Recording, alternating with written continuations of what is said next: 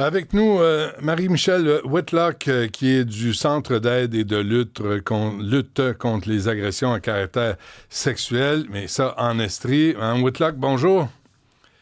Bonjour. Merci d'être avec nous. Alors, vous, le CALAC de l'Estrie, vous avez quitté le regroupement québécois le RQ-CALAC, ça c'est trop long à expliquer, à la suite d'un différend sur le statut de l'industrie du sexe. Expliquez-nous ce qui se passe.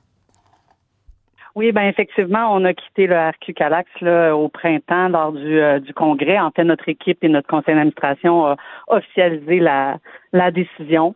Les CALAX et le regroupement des CALAX historiquement ont toujours été abolitionnistes, ce qui veut dire qu'on considère que la prostitution, donc un échange d'actes sexuels contre de l'argent, est un type de violence sexuelle faite aux femmes.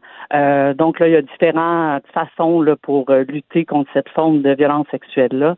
Et là, dernièrement, en fait, le RQ-CALAX a décidé de prendre une position qui s'appelle nuancée ou double position, où ce qu'elle souhaite porter, en fait, les deux positions, donc soit celle de l'abolitionniste ou soit celle de la décriminalisation, en fait, de la prostitution, ce qu'on appelle un peu le pro-travail du sexe, là, de l'autre côté. Pour nous, ça semble un peu incohérent. Qu'est-ce que ça change sur le terrain, Mme Whitlock, là, sur le rapport aux femmes qui s'adressent à vous? Mais en fait, pour nous, c'est incohérent. En fait, si on veut lutter et offrir des services d'aide aux femmes qui sont dans l'industrie du sexe, qui souhaitent sortir de ce milieu-là, on doit avoir une position qui nomme que c'est pas un choix comme un autre d'aller dans ce milieu-là. Donc, pour réellement défendre les droits des personnes qui sont prises dans l'industrie du sexe, on se doit d'avoir une position qui nomme socialement, on aimerait bien que ça n'existe plus, la prostitution, et socialement, quand on regarde qui est touché par ce système-là, mais c'est toujours les personnes les plus vulnérables. Ouais. Mais, OK, quelle est votre vision de l'industrie du sexe? Ben pour nous, c'est peu importe la façon que tu es rentré dans l'industrie du sexe, c'est généralement un manque d'alternative qui t'a mené à ce milieu-là. Quand on fait une photo, en fait, de qui se retrouve dans l'industrie du sexe, ben on retrouve énormément d'adolescentes. Hein. On parle d'une entrée dans le milieu à l'âge de 13-14 ans. On retrouve énormément de personnes sans statut, hein, qui est issues de l'immigration, des femmes autochtones.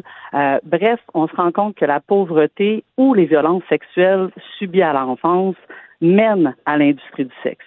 Et une fois que tu es rendu dans ce milieu-là, que ça soit par contrainte ou que ça soit parce que tu as été curieuse et que tu penses que ça va aider ta vie, en sortir est toute une autre histoire. Si je comprends bien, Mme Whitlock, le RQ-CALAC dit que l'industrie du sexe, ça ne veut pas nécessairement dire qu'il y a de l'exploitation, ça peut être un choix. C'est... Exactement. Ouais. Ça, comment... Puis là, vous avez dit, hey, moi, je veux pas faire partie de cette gang-là. Qu'est-ce qui vous choque là-dedans? Ben, ce qui nous choque, c'est ça, c'est quand on commence à nommer que ça peut être un choix. Pour nous, c'est d'arrêter de justement défendre la majorité qui est là. Peut-être qu'il y a une personne qui a fait le choix d'être dans ce milieu-là. Mais c'est une très fine minorité. Et celles qu'on n'entend pas, hein, celles qui ne sont peut-être pas dans les médias, dans les réseaux sociaux, c'est parce qu'elles sont contraintes à être là. Et ça, c'est une grande majorité des gens qui sont là. Donc, on a vraiment peur qu'on oublie la majorité des personnes qui sont prises dans le milieu. Vous, Mme Whitlock, vous avez traité, vous avez reçu des femmes qui se sont prostituées. Comment ces femmes-là décrivent l'acte de prostitution? Tout dépend de où est-ce qu'elles se retrouvent dans leur vie.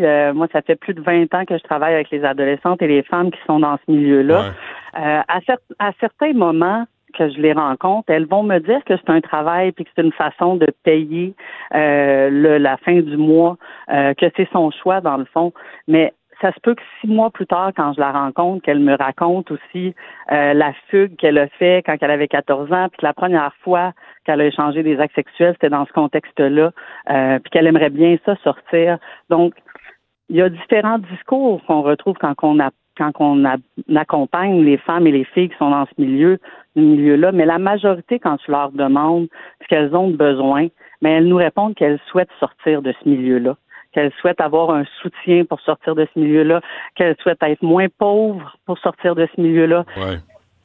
Donc, c'est ce qu'elles nous disent. Est-ce que par la bande, là, on normalise le proxénétisme, des gangs de rue, là, des crottés, qui, eux, se prostituent pas, là. Eux autres, là, ils mettent pas le pénis d'un bonhomme dans la bouche, là.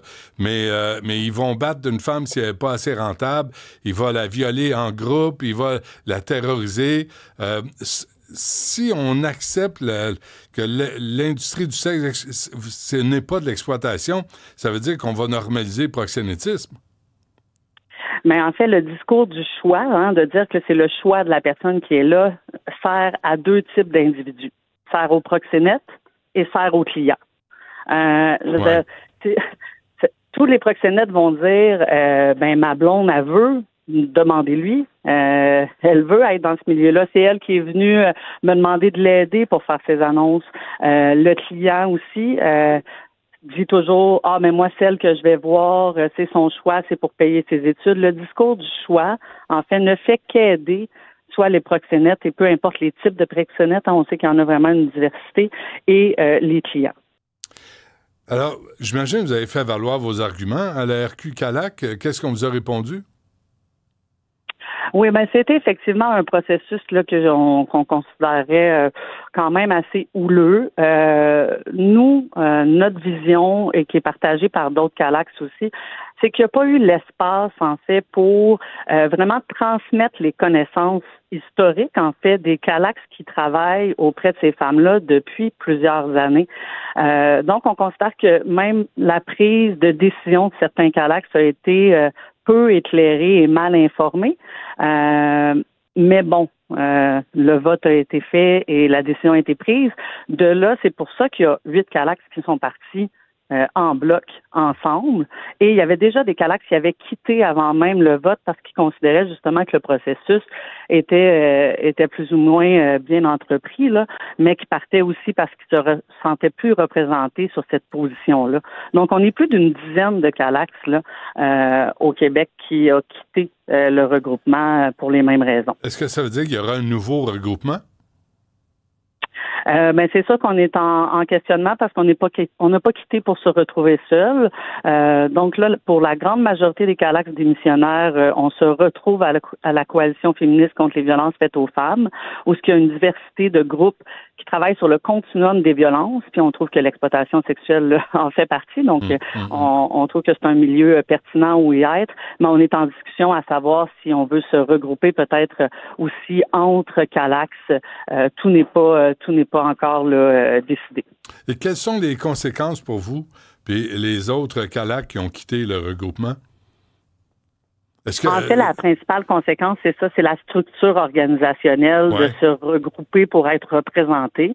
Par ailleurs, on se sentait plus représenté correctement, mais on avait quand même une structure qui faisait qu'on se regroupait à plusieurs fois par année, où ce que la communication était plus facile entre les CALACs. C'est pour ça que rapidement, on est devenu membre, là, puis on s'organise à l'intérieur d'une autre structure nationale, parce que pour la majorité des CALACs, là, on trouve ça important, même primordial, de se rassembler. Donc, c'est vraiment la lacune, c'est ça, c'est là, on n'a plus une structure officielle là, de rassemblement là, entre CALACs du Québec. Là. Très bien. Marie-Michèle Whitlock, responsable du projet Exploitation sexuelle au CALAC Agression Estrie. Madame Whitlock, merci de nous avoir parlé. On va sûrement se recroiser. Merci beaucoup.